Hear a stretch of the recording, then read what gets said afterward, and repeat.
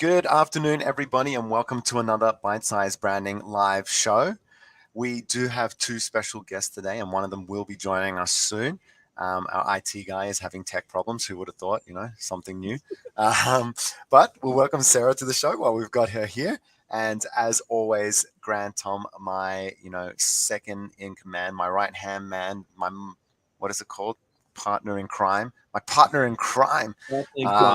Yeah. Very criminal. That's his mugshot there.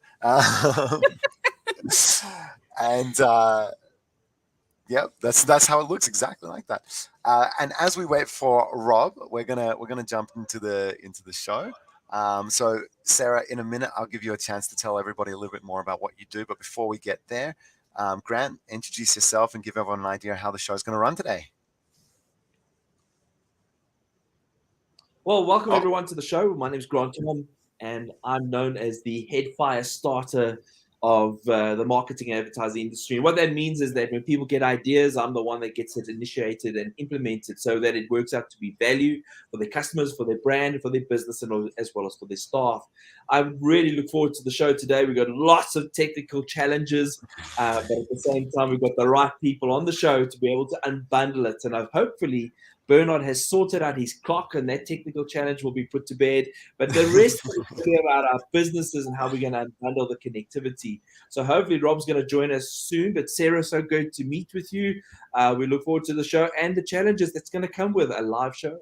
Yeah, experiencing them already. With that in mind, I'm just going to put it this way so I don't have to keep repeating. Look at that. You see, are you happy, Grant? There you go, clock. There we go. Let's see. All I need to do is figure out how to touch it. Okay.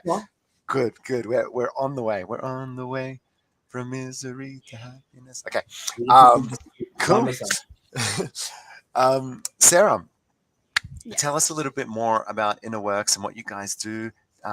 By the way, everyone, Sarah and Rob are both joining us from Newcastle. We are going up there to host an event in November. So please, hopefully you can all join us. It's called Meet Your Brand Parents. If you Google it or just type in our website /MYBP, you'll find it there and you can buy your tickets. You'll see their two pretty faces on there as well. Unfortunately, you haven't seen Rob's face because he's still trying to make it in. But Sarah, tell us a little bit more about InnerWorks and what you guys do up in Newey. Yeah, definitely. Thank you. Pleasure to be here live. Love it. I'm not having any technical issues so far. So for the win. An awesome microphone. We had a good chat about the microphone before. Yeti mic, if anyone's thinking. Yeah. Great. I'm glad. Yeah. I hardly get to use it, so I'm very stoked. So InnerWorks, we are a recruitment agency and administration outsourcing. So we help support from small to medium-sized businesses, generally those administration duties that generally get in the way of day-to-day business, and help those business owners gain back valuable time. And that can be from helping emails, telesales, telecalls, answering the phones for their business, people from paper to online, anything they kind of need that falls in that administration back end, we're there to support people. Cool. How big is your team now in Newcastle? You got an amazing office. If anyone goes to Newcastle, you have to get in touch with InnerWorks and just go check out their office. It's phenomenal. It's like this, reworked warehouse space. It's got this great little backboard room. It's really beautiful. Yeah, I love it. It's really great. So we've got 10 in the office, and we've got 10 online. So we've got our online team, which is national, and then we've got our 10 in the office. Wow, cool. How widespread is your team then? If it's are they kind of scattered all over Australia? Or? Yeah, I've got Perth, Melbourne, Queensland, one in the Northern Territory, nothing in Canberra yet, and nothing in South Australia. And one in Tassie. So hey, cool. That's nice. Yeah, it's very cool. Somehow you got Tasmania, but not Canberra. You're like, too close to home. Too close to home. yeah, exactly. That's it. Cool. Well, I don't know what to do with Rob. I'm worried that he's trying to give me a call and he can't because my phone is on airplane mode. While you're sorting it out, let me just the most important part that I forgot to mention, Sarah, is the fact that our show segments, we normally ask 3 questions, and each segment is 5 minutes long. But when we bring a guest on, we bring it for 2 extra minutes. And what happens is we ask a question, we ask your professional point of view on something. And of course, Bernard and I interrupt a lot with the view to add value or to ask more questions, just to add a little bit more challenge. But if you got the floor and you've given us lots of that communication and you're on point, we won't interrupt. That's basically how it will work. Awesome. I love it. So I now can this handle some interruption. That's okay. Yeah, this is what Bernard looks like when he's on the phone. And Rob has got his technical issues, and hopefully he's meant to be the technical expert. So we shouldn't be having an issue, but we've got lots of them today. I don't have power. So, yeah, what can we do? That's it. Unfortunately, technology is our best and worst friend sometimes. That's it. So Rob just told me that his computer is saying no. It's decided that there is no microphone and there is no camera. So I've told him, mate, I'll text you the link and you can just log on from your phone. Does anyone else want to jump in Rob's place? I can text you the link too. You can jump into this chat right now. Come on live with us last minute. Cool. So hopefully we'll have Rob soon. But in the essence of time, let's launch into it. Oops, that is just my regular phone. I should probably put up. So what is the first question there, Bernard? The first question, which would be good. I might move these around. Here we go. I'm going to start with the last question. I'll start with the last question because it is a bit more broader. All around, how do the things that you do contribute to the brand value or the value of a brand out in market? We know that there's a lot of impact, and often the most direct impact we have is from our people. You know, what they say and how they can effectively do their jobs. So I thought that would be a good place to start, and I'll kick it over to you. And it looks like Rob is just about to join us as well. Check that out. I just threw him in there. In the deep end. Rob is here. Awesome. Lucky I'm dressed. The real truth is late is because he couldn't find his pants. He hasn't had to put them on for a long time. You've got the board shorts on the bottom, right? That's it. That's the one. Well, before we kick into the first question, just because we do have Rob now, Rob, do you want to give everyone a quick little 1-minute spiel about what you guys do at Murtech? Yeah, perfect. So we're a managed IT services provider. So the king of commodities. We help organizations to build their infrastructure. So Google or Microsoft 365 Office productivity, computers, networking, cybersecurity is obviously a particularly important thing that we do, and help organizations structure their data and their information systems so that they can maximize their use of their IT systems. What a guy. It's like he's done this before. Once or twice. Just a couple times. Awesome. So we're going to jump and we're going to do the last question first. And hopefully, it's a little bit broader, so we'll all be able to just jump in there. But from your tech infrastructure and obviously InnoWorks from that business support side, how does what you guys contribute to that brand value and the way that people interact with the brand? Ready to rumble? I'll hit this timer. Hit the clock. Bam. Oh, nope, didn't work. There it is. Amazing. Score. New stand works. Victory. Awesome. Who wants to jump in? I'll go first. Yeah. Sarah first. So branding has really overtaken a massive part of people's businesses, especially even in the last few years, having major changes from COVID and all of that. However, branding, when it comes to looking for employees, what does your company look like? When people are looking for that administration support, I get a lot of customers that have had a company that have not answered the phone for an hour and not contacted their clients back for a few hours, and that is just destroying their brand. So when I onboard clients, we really look at that big scope of how can we help you make sure your brand looks great, you're being represented well on behalf of your business, because that is what makes your business who it is and what it is. Yeah, we had actually a funny experience years ago. I've told quite a few people about this story, but they were a merchandising company, and we had started doing marketing support for them for about 7 months. And then down the track, we're like, something seems really weird. The numbers just don't seem to reflect what's happening in the business. So I had a new starter and I said, mate, can you use your personal email? Just shoot them an email asking for a request, an order request. And we waited 2 weeks, nothing. We're like, that's a bit weird. I hope that's not what it's always like. Then we contacted them and said, hey, did you guys receive this inquiry? And they're like, no. So then we started running a couple tests. Turns out their forms haven't been working on their website for 3 years. Oh my God. Yeah, nobody ever thought to give them a try. And because the platform it was built on, there was no log in the back end. So they have no idea for the last 3 years who's tried to send them a request. And then we looked at their ratings and stuff, and we're like, no wonder you're getting a 3.2 and a 2 and a on your reviews, because people are trying to reach out to you and you never get back in touch.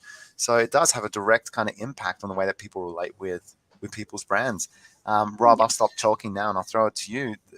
From a tech kind of infrastructure background, how have you seen that impacting the way that people work with their brands or take their brands to market? Yeah, it's a really good question. So one of the things that I see quite often that is incredibly frustrating for organizations is when their emails go to junk. One of the things that can be damage your reputation as a brand is when stuff goes to junk. Oh, can you check your junk mail? If you have to ask that question, the first thing in your customer's mind or potential customer's mind is, are these guys credible? Yeah. Are they credible? Like they can't even get an email to me without going to junk. Is this a real? Is this a scam? Instant doubt. And in a buying decision, right? You just go, if there's any doubt, maybe I'm not going to do that, right? That can be damaging. So that's just some of the basic stuff. Cyber incidents, professionalism around and consistency around stuff that you do in your tech. If you ask the question, oh, what are you doing with all of my information? Like, you'd want to have an answer for that now. Where are you storing my personally identifiable information? People don't know. So it's just basic things like that. Like, what looks like amateur hour to me is when people just randomly share me Dropbox links in bits and pieces. That's amateur hour stuff. And that's fine. That works for some people because it's efficient. Yeah. But it doesn't, from a brand representation perspective, people go, are these people professional? Because it doesn't feel like it. So that's some weird things on the tech side of things. People go, oh, IT and brand don't necessarily go together. I think they absolutely do. There's stuff that you can do with your IT that will make your brand certainly more reputable and give people confidence that you're a great person to work with. How do you know that kind of stuff, like where your data's being stored? It's a question that comes up often for us, with CRM packages. But what about like where Google's data, or even Microsoft, when you're in 365 in that environment, where is that stuff being hosted? Where is it being saved? Yeah, so Microsoft's easy. If you are on Microsoft 365, it is stored here in Australia. Microsoft Azure, which is their infrastructure, their data center stuff, you can select to have it in Australia East to make sure that it's here. It makes data sovereignty requirements. So it's a regulation in particular industries to have it stored here onshore. Google could be anywhere. So it's distributed around their servers internationally, and that's part of why it operates so efficiently, Google, because of the way they distribute their data. But the byproduct of that is that, it's not necessarily stored directly here in Australia. They do have infrastructure here, though, in Australia, right? Yeah. Yeah. Wow. And then...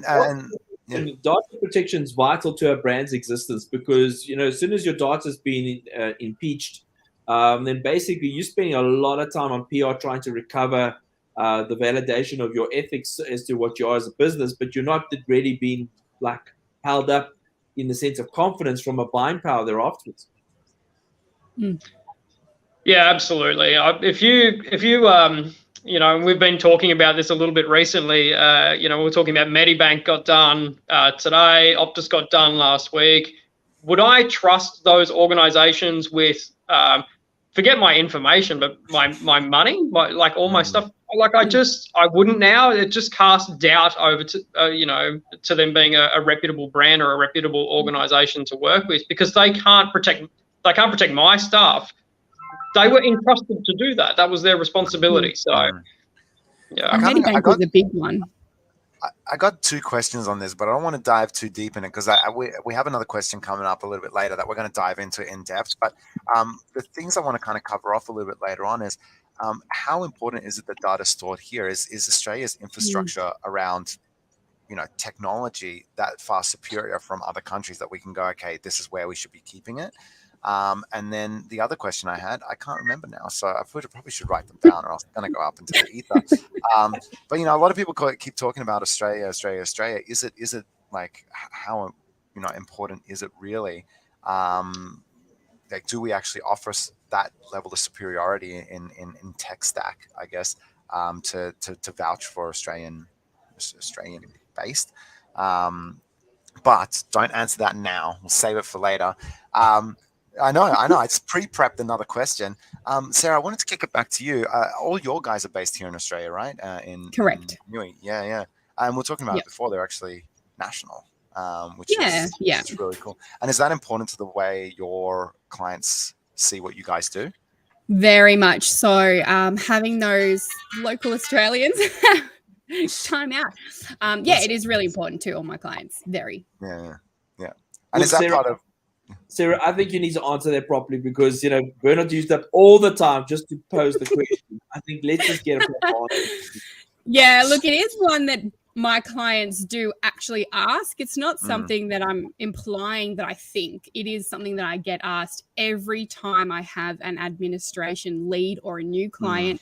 They want to know where these people are. Can they speak to them? Can they call them if they need? What's the process behind that? If their clients call them, are they going to understand the suburbs they're talking about or their state? All those really important questions. They all get asked. There is not one administration, one that hasn't asked that question. Yeah, very interesting. And it is important for the brand, right? It's your reputation that you're putting out to the market. This interaction this customer has with you is how they then receive the brand. And it's the reason why a lot of customer service support teams are coming back to Australia as well. I think didn't Combank brought theirs back here. I think Telstra brought theirs back here. So after building out all this international infrastructure, they realized actually, works a little bit more efficient when you know what people are talking about. There's a big demand for support local Australians in that outsourced tele sector. It is definitely trending back to Australia. And it's just more effective. Like, it's not even just like, number one, the reputational cost, right? People just go, oh my God, it's so frustrating to deal with this company. Don't use them. And I used to tell people that with Dell. I had a horrible experience with Dell. And I'm like, just don't use them. You get routed offshore. And if you ask for a manager, the managers are also offshore. Like, there is nobody you can talk to here. You'll never get anyone here that serves you. And I once posted about it on Facebook and they deleted my post. So I guess nobody wanted you to know. Cool. And I'll stop blabbing on outside of the timer because then Grant gets upset at me after the show. Like a battered business partner. But we'll jump on to the next question and talk about what are that infrastructure or that tech stack that you guys recommend for every business to get in their business that'll support them while they're building their brand and market. I'll hit this little baby. Boom. First time. You can go first now, Rob. Okay, Rob. Oh, great. So tech stack that's required. Look, there's lots of depth and complexity to this, but at like fundamental level, I always say your office productivity suite, so either Google or Microsoft, it will depend on your industry and what your requirements are. So each have their own thing. Get good quality assets. So I use Microsoft Surface. Everywhere I go, people comment on it. It looks good. It feels professional. So having a good looking asset to cruise around with is good. I'm clearly not using it at the moment. I'm on my mobile, but when it's good, when it's going, it's good. But make sure that you have all of the basic cybersecurity stuff in place. So we have a checklist of like bare minimums that every organization should have in place. So that will stop things like your emails going to junk. It will make sure that your EDMs, if you're using MailChimp or MailJet or a third-party mailing service, that they work. If you're using a mail relay to get inquiries from your website so they actually come through and reach your mailbox, have that stuff configured correctly and securely so that it doesn't disappear off the face of the earth for 3 years and completely destroy your organization's reputation, particularly in the open marketplace with Google reviews. So it's stuff like that foundational infrastructure, office productivity, good quality assets, and make sure that stuff is configured by a professional. Don't believe what you read online. It is to actually configure it properly and securely is harder than you think. Yeah, like we've had that. Like, even my business partner, with his old business, his emails would always go to junk, but it would be random ad hoc emails. So like one email would come into your mailbox, the next one would go to junk, and then one will come in. And so all the time I'd be like, dude, why aren't you replying to me? And he's like, I replied to you 2 days ago. I'm like, where? And it is extremely frustrating, and it does create a lot of tension between the relationship. B2B or B2C, and in particular B2C, right? People have less of a tether when it's B2C. Yes, no Grant, relationship. no. Yeah, Sorry? individuals have a relationship with the brand, not individuals behind the brand. So in B2C, they're happy to throw a brand under the bus. Yeah, 100%. The whole brand goes. Rob, 2 more things I would add to that is to keep your updates updated, most importantly. And at the same time, test your system. Keep on testing, because people just take it for granted it's working. It's not. Make sure that you've got live tests taking place all the time. Absolutely. Yeah. Very true. So for me, I'm similar to Rob. It's make sure you have a system, whether it's Microsoft or Google, organize your business and streamline as many processes that you can, saving that, because those processes are going to help your brand, your reputation, how things go, and that interaction with those customers. But I think a key thing is have the right professionals that you need. Have an IT person, have a website person that cares about your website, cares about the customer interaction through there, that can help streamline all those processes and really drive in all those things that need to be done. But everything I advocate online everything, so I transform people from paper to online. Let's do it. So look, it's really important that if you haven't taken those steps, get the help, get your business in there and with the times, and make sure it's secure, safe, and making your brand look great. Because how often do you get someone hand you a piece of paper or send you a PDF and they're like, can you just print and sign that? And people are like, I can't scan that. Let's make it a little bit more professional. Somebody asked me the other day, they're like, can you print this out and bring it to the next meeting? And I'm like, print? I have a printer at home. It hasn't worked for 3 years. It's like a giant paperweight. In fact, that's all it does, is just hold paper now. It's just a giant paper holder. I don't even know what to do with it. It just sits there. I'm like, well, I really should get it serviced, but whatever. Not desperate for it. And that's a big thing, actually. The conversation's been coming up a lot around CRMs. And I think what people miss out is they see the cost of a CRM, right?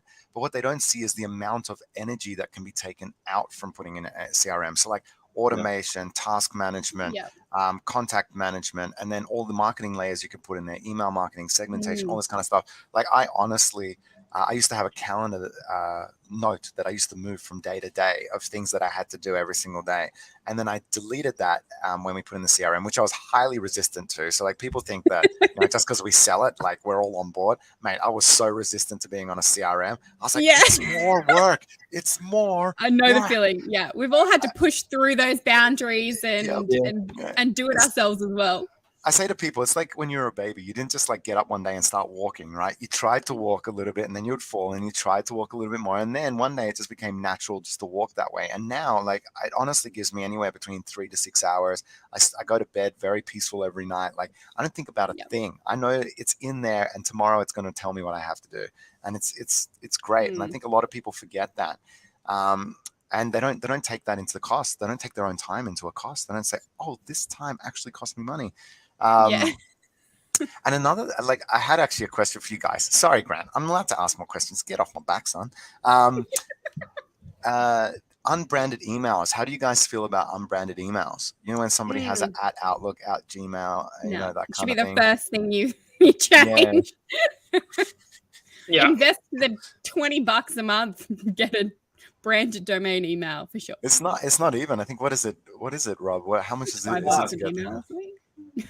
Yeah, some of the entry level ones are $6-7 a month just to have a company email address. Start there. I can't recommend that enough. Like, get an email domain. So, rob@murtech.com.au, right? Super easy. I seem credible. Rob@outlook.com does not seem all that credible, particularly to someone who works in the professional space. But I do want to add on something that both Sarah and Bernard, that you touched on before, about having something like a CRM and systems, and it's about consistency of customer experience. So if you have system-driven processes as opposed to people-driven processes, you deliver consistency of service, which is scalable. You also, if you have a high turnover of staff, and some industries have that, if you can get that consistency by systems-driven processes, your brand looks seamless everywhere because everyone gets the same experience every time. Yeah. Agreed. What a good way to wrap it up. Thanks, Rob. Unfortunately. Thanks, Rob. Grant's so violent with his exes, you know. I'm like, Grant, that was an awesome rap. Yeah, exactly that. Consistency, like that's a big thing that people forget, and data security as well. Like we know that at any moment we could lock somebody out of the system, and every single communication they've ever done is right there. It's all logged in one place. It's tracked to the client. We know exactly where it is through the process, and that kind of business versatility and oversight is invaluable. You know, it allows us to be highly flexible. It allows us to manage everything from a central point, and it makes sure that our data's safe. You know, we could track if somebody downloads all our data. Whoops, I almost fell off my own chair. That would have made the live. Yeah, that would have been hilarious. Right. You know, that would have been the blooper reel. Just run it back. Make some memes out of it. I'm sure we can have fun. Thanks, Sarah. Appreciate it. Last time you're on the show. You're welcome.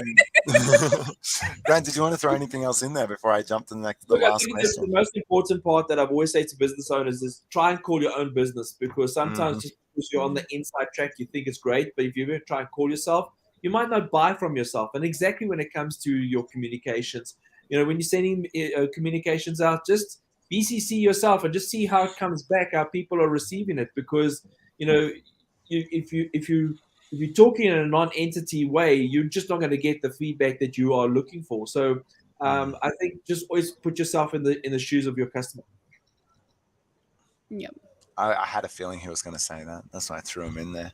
And I was like, yeah. It's true though, yeah. Especially if you have a system where it's going to answer and have an answering machine or an option that you can click on and all those things. That can go down. Yeah. And the same with emails, right? Your autoresponders, your what was the other thing about emails? I was going to say, can't remember. Anyway, your autoresponders. Oh, and your forms on your website, like the example I gave before. Like test them every now and then. Just jump in there, send yourself a little test email. It takes 2 seconds, but it's the best way you're going to get a sense for the experience. Yeah. Cool. Last question. Everyone ready? We blitzed through it. How cool is it? Bam! Straight through each question.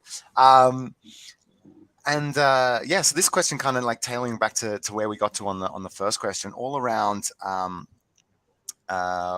what does a business need to be really effective with all this stuff that's going out there right now? Everything from, you know, the negative PR around these data breaches, from where do you store your data, what lines of protection do you have in?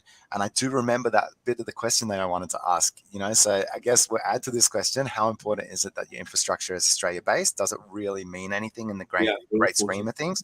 And the other one, and the other question I had was, and I forgot it again. Jesus, I should have just said it when it was in my head. How is this even possible? How is this even possible? Anyway, based on what I said before, let's get into this, and then hopefully I'll remember that last little bit that I wanted to throw on top there. So yeah, what do businesses really need to be effective, and how do they curve the impact, or how do they get ahead of that impact to their potential PR or brand from all the stuff that's happening out there in the market right now? I will boom, magic. I'll answer the first bit so we can get it out of the way. Are data centers in Australia better? No, that's actually not why we need to have our data stored here. So the reason that we need to have it stored here in data sovereignty is that if your data is stored on overseas servers, and the example that I always use is in the US, if the US subpoenas data that is stored on a shared server and your data is there, it can be reproduced in court as part of that subpoenaed information. So it can be extracted on from that server by the US government, regardless of whether it is US data or not.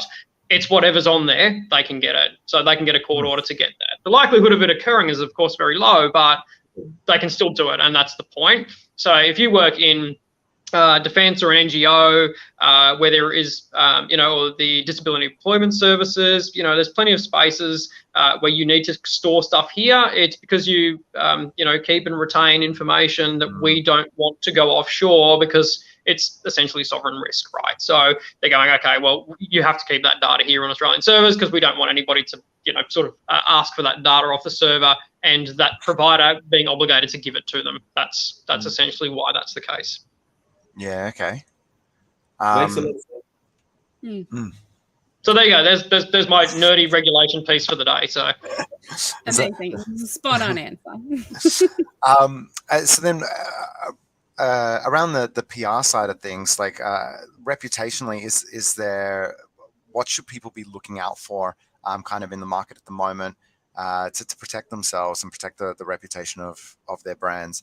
Is it limited to just these breaches, or are there other things they should be looking at in market? Data breaches, in terms of reputational damage, are always going to be the biggest one, particularly when that information comes out and you need to notify someone that their information has been leaked. There's obviously incident response and all of those other things that go with it, but from a brand damage perspective, that's going to be the big thing, is that you need to notify people that it's occurred.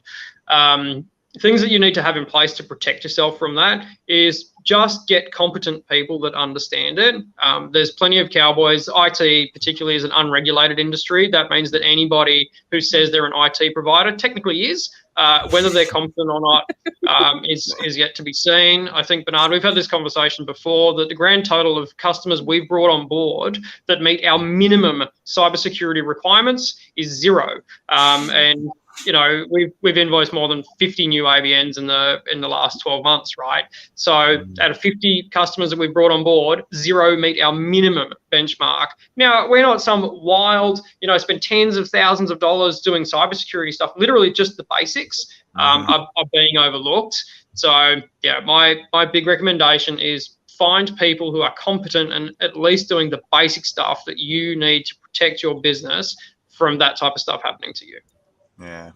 And Sarah, what about from your end? Have you ever had a customer come to you and say, look, this is the thing that's exploded and we need to clean up? Have you ever had like a... Yeah, so the biggest, I guess if you look at PR instance in branding for business, for me, is generally people leave bad employee reviews. So my advice is always, as soon as I have people come on board, I always say, look at your company profile. What do you look like to an employee? Go and get your current staff to give you a good review, because it's the same as Google reviews. You need to flood it with positivity so that if you do get that negative review, you're prepared and you're ready for that. So that's interesting. I've seen it on Seek, where Seek have like little ratings, like based on, I think, the length of tenure of people and stuff. All of them. People can just go and leave that employee review on your company. They're like, this company has a 2.2 as a workplace, and I'm like, what? Why would anyone work here? Look at that, it's the same. Google employees want to see it. Yeah. It's that's probably the biggest mess I've had to help clean up that's regular, because employers don't look at it. They just post their ad and they're looking at people come in, but they're not looking at their company profile from an employee point of view. And I bet it affects then the quality of people they get in the future as well. Like the people who are likely to apply for that job are going to care less about the work culture, which means they won't buy into those values and the vision of the business. So you just end up with another dog leg in the business. Interesting. Didn't even think about that. It's also about how you onboard new staff into an organization. I think that a lot of people don't have induction. They just say, come and sit down and just we'll attend to you later. Here, learn off that person over there. Yeah. I think you have to have proper inductions and proper education to the brand value, to the substantial enhancement of the brand, and to what their role is. I think that you'll find that there'll be less need for all this extra attention after when someone has left your organization. Yeah, I mean, processes and structure. I harp about it, but it really saves so much time for the business owner as well. Once they're there and that maintenance is done, things just go so much smoother. And people, if you can't see that vision, then you're going to have a lot of lost hours. On that people exiting part, I might throw this to Rob. Do you recommend a certain process or a certain infrastructure to protect for the exit of a person? How do you manage that process? We absolutely do. So one of the things that we see a lot is where we don't have integrated systems, and we're getting into dork talk. So sorry, I know this is a branding show, but we are going to do a little bit of dork talk. So one of the things that we see in particularly in staff exit is when people don't have an integrated system, so, you know, I log on to all of my assets and devices, my company issued stuff. I log on to all of our systems using my company identity. Now, at the point in time, if I was to ever leave the organization, all my organization needs to do is disable that, and I can't log into my computer, my phone. I'm excluded from all of my contacts, CRM, everything. It shuts it all off in one go. Now, I still have the physical asset, but it's a brick. I can't do anything with it because I can't access it. So if you configure your systems properly, those things should all be integrated. And if you want to remove someone from the organization, disable their user account, they can't log in anymore. It is legitimately that simple. Asset reallocation is super simple because you create a new user account. They can walk up to the device, they can log on to any machine, and they're good to go. So, yeah, absolutely. Yeah, cool. I actually just a continuation, because I always ignore the clock. It was something I've noticed, and we've actually come up against in this business here, is that people log on to things on their personal devices, and then it becomes really hard to be able to identify, okay, who's logged into what where. And you know, we probably have people walking around with 1 or 2 apps on their phone that are still logged into somewhat from their original accounts back when they worked for us. What do you do about that? I guess just delete their email and then hope that removes the account, or is there any, you know? Yeah, you should be able to cancel their authentication. So once you block their identity, it should stop that. But one of the other biggest leaks of data that happens is when people share stuff straight out of like Google Drive, and it's super easy to do. You share it with somebody externally, and then you add stuff in there, and people just don't remember. But who does remember is the person you shared it with, right? Because they can see it in the shared with me. Like I go back to my shared with me and I go, that probably shouldn't be shared with me. The challenge is when you do the shared link, you know, provide the open, the unrestricted link like that. You can't switch off. And I'm like, how many people did I share this link with? Who did I share it with again? And then I'm like, what do I do now? Because you can't get it to like refresh the link. It always just has the one link. So don't do that. It's incredibly dangerous. Don't do that. Recommend against. But yeah, it's just things you don't think of day to day. You're just like, oh, this is easy. I'll just shoot them this link and it's all done. But it leaves that little door open. And anything we do put in there, they still have access to. So very interesting little, what a terribly frightening world we live in. Thank God we invented the internet. Hey. And on that note, absolutely, it keeps me in a job. So that is true. That is true. Same. Yeah. There you go, Rob and Sarah, capitalizing on your fear. Awesome, guys. That was great. That is not good for your brand. To be clear, fear selling is not good for your brand. It's not. It's not recommended. Peace of mind. Peace of mind. Peace of mind. That's right. Pure honesty. That's my note there. Just live off that and it'll be a lot smoother than fear. We should get you a banner that says that. Pure honesty. You just walk in, a picture of you in a meditation post. I would totally have it in the office. I think so. I can totally see it. I'll put it down near where the beanbags are, and it can just be the pure honesty zone. Yeah, that's it. And you go there just to zen out, you know, in the luxury of honesty. Yeah. Grant, man, I'll throw it to you if you just want to do a quick wrap of the show, and then we'll close this baby off. Look, guys, I think that we've had a phenomenal show. I think it's been a serious subject. We've made a lot of light of it. So this is what we call the entertainment segment of the show. We've had a little bit of education. We've had a lot of entertainment. But at the end of the day, it's about seriousness, about growing your business and protecting your business, protecting your brand, and that of the assets of your staff. I think what's important here is that by sharing information like this and just being able to take time to think about it, is where you and your team can sit and consider the challenges that all businesses face, with the view to using two people like Rob and Sarah to come into your organization with the view to bring peace of mind, get into the Zen zone, and at the same time be able to be sure that you are still going to be around in the future. Mate, this is why Grant does the rap. You know, look at that. He use all the elements of the show, puts it in there. Yeah. Guys, thank you so much. Thank you, Rob. Thank you, Sarah, for both joining us. And thanks, Rob, for getting over your technical issues. You never know. The computers always like to surprise us, right? This is why we should let the cars drive themselves, because computers never go wrong. Exactly. Man, so cynical, aren't we? Aren't we so cynical?